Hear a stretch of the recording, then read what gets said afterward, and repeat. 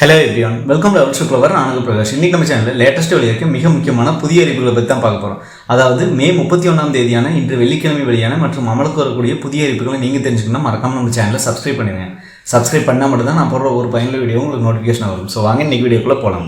மாணவர்களின் கற்றலை எளிமையாக்கும் பொருட்டு மாநிலம் முழுவதும் 20,332 அரசு பள்ளிகளில் அதிவேக இணைய வசதி ஏற்படுத்தப்பட்டுள்ளதாகவும் எஞ்சிய 17,221 அரசு பள்ளிகளில் ஜூன் 2ஆம் வாரத்திற்குள் இப்பணி முடிவடைந்துவிடும் என தமிழக அரசு தற்போது தெரிவித்துள்ளது. மக்களவை கடைசி கட்ட தேர்தல் நாளை நடைபெற உள்ள நிலையில் நேற்று மாலையுடன் பிரச்சாரம் ஓய்வுக்கு வந்தது. தமிழ்நாட்டில் 6 புதிய மருத்துவக் கல்லூரிகளுக்கு, அதாவது மயிலாடுதுறை, திருப்பத்தூர், தென்காசி, பெரம்பலூர், அரக்கோணம், ராணிப்பேட்டை ஆகிய புதிய மருத்துவக் கல்லூரிகள் தொடங்க தமிழக அரசு அனுமதி கோருகிறது குறிப்பிடத்தக்கது. தமிழகத்தில் ஈரோடு, நாகை, கடலூர், திருத்தணி உள்ளிட்ட 18 இடங்களில் நேற்று 100 டிகிரி ஃபாரன்ஹீட் தாண்டி வெயில் பதிவானது. அதிகபட்சமாக சென்னை மீனம்பாக்கத்தில் 106.88 டிகிரி ஃபாரன்ஹீட் வெயில் சுட்டெரித்தது குறிப்பிடத்தக்கது. பிரதமர் நரேந்திர மோடி அவர்கள் நேற்று விவேகானந்தர் சிலைக்கு மரியாதை செலுத்திவிட்டு தியான மண்டபத்திற்கு சென்று நேற்று மாலை 6 மணி அளவில் தியானத்தை தொடங்கியது குறிப்பிடத்தக்கது. புதுச்சேரியில் 1ஆம் வகுப்பு முதல் 12ஆம் வகுப்பு வரையிலான பள்ளி மாணவர்களுக்கு ஜூன் 12ஆம் தேதி பள்ளிகள் திறக்கப்படும் என தெரிவிக்கப்பட்டுள்ளது. சிபிஎஸ்இ பாடத்திட்டம் தற்போது அமல்படுத்தப்படுவதாகவும் தெரிவிக்கப்பட்டுள்ளது. மேலும் பள்ளி திறந்தவுடன் பாடநூல்கள், நோட்டு, சீருடை, துணி மற்றும் தையல் கூலி வழங்கப்படும் என்றும் தெரிவிக்கப்பட்டுள்ளது. மக்களவைத் தேர்தலுக்கான வாக்கு எண்ணும் பணி ஜூன் 4ஆம் தேதி நடைபெறவுள்ள நிலையில் தபால் வாக்குகள் முதலில் எண்ணப்படும் என்றும், ஆனால் முடிவுகள் கடைசியாக அறிவிக்கப்படும் என்று தேர்தல் ஆணையம் தற்போது அறிவித்துள்ளது. கைது செய்யப்பட்ட பிரபல யூடியூபர் வாசனுக்கு மதுரை மாவட்ட நீதிமன்றம் ஜாமீன் வழங்கியுள்ளது குறிப்பிடத்தக்கது. தமிழகத்தில் 18 வயது நிரம்பாதவர்கள் வாகனம் ஓட்டி பிடிபட்டால் வாகனத்தின் ஆர்சி உடனடியாக ரத்து செய்யும் நடைமுறை ஜூன் 1ஆம் தேதி அமலுக்கு வருகிறது. மேலும் பிடிபட்ட சிறாருக்கு 25,000 அபராதம் மற்றும் 25 வயது ஆகும் வரை ஓட்டுநர் உரிமம் வழங்கப்படாது எனவும் போக்குவரத்து துறை தெரிவித்துள்ளது. கேரளாவில் தென்மேற்கு பருவமழை தொடங்கியுள்ள நிலையில் திருவனந்தபுரம், கொச்சின் ஆகிய பகுதிகளுக்கு 4 நாட்களுக்கு கனமழை நீடிக்கும் என்றும் தெரிவிக்கப்பட்டுள்ளது. தமிழ்நாட்டில் உள்ள அனைத்து பள்ளிகளுக்கும் நாளைக்குள் பாடநூல்களை அனுப்பி வைக்கப்படும் என பள்ளிக்கல்வித்துறை தற்போது தெரிவித்துள்ளது. பாதுகாப்பு குறைபாடு காரணமாக தமிழகத்தில் 409 பள்ளி வாகனங்களுக்கு தகுதி சான்று தற்காலிகமாக ரத்து செய்யப்பட்டுள்ளதாக தெரிவிக்கப்பட்டுள்ளது.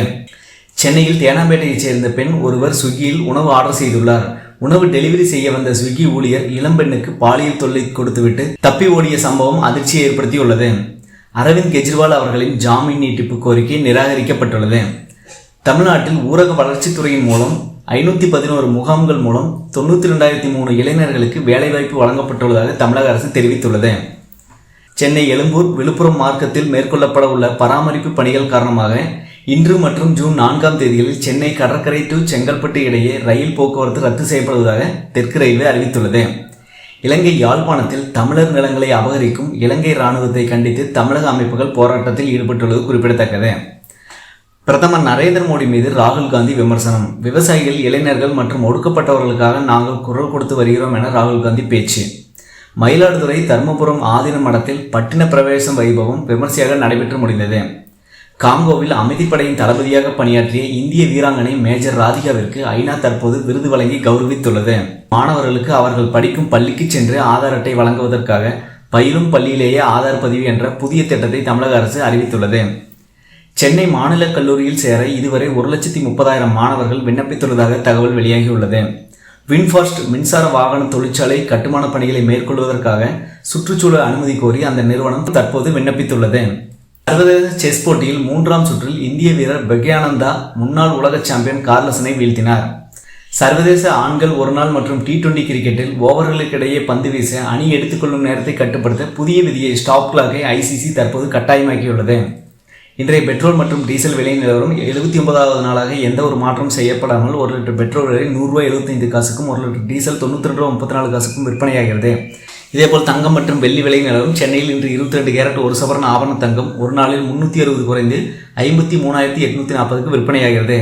இதேபோல் வெள்ளி விலையை பொறுத்தவரை 1 கிராம் ₹1.20 குறைந்து ₹101 விற்பனையாகிறது குறிப்பிடத்தக்கது.